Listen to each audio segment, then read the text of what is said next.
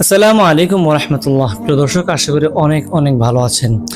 ছোট্ট একটা এক্সপেরিমেন্টের কথা উল্লেখ করব, অল্পের ভিতরে ভিডিওটি শেষ করে দিব। আমি এখন যে কথাগুলো বলবো, যে ছোট্ট ঘটনা বলবো, এদের উদ্দেশ্য হলো আমরা যেই অবস্থাতে থাকি না কেন, আমরা সুখে থাকি দুঃখে থাকি, আমরা যদি আমাদের জীবনকে একবার মানিয়ে নিতে পারি, তাহলে এটা আমাদের কাছে, আমরা যে স্রোতের বিপরীত চলছি, এটা আমাদের কাছে মনেই হবে না।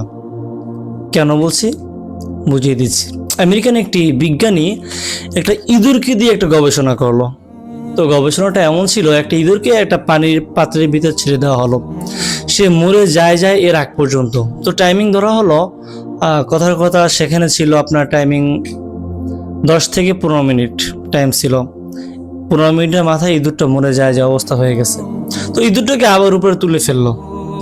তুলে সেই ইঁদুরটাকে স্বাভাবিকভাবে রেখে দিল, সে যেন আবার সুস্থ হয়ে যায়। সুস্থ হয়ে যাবার সেই ইঁদুরটাকে আবার পানিতে দেওয়া হলো।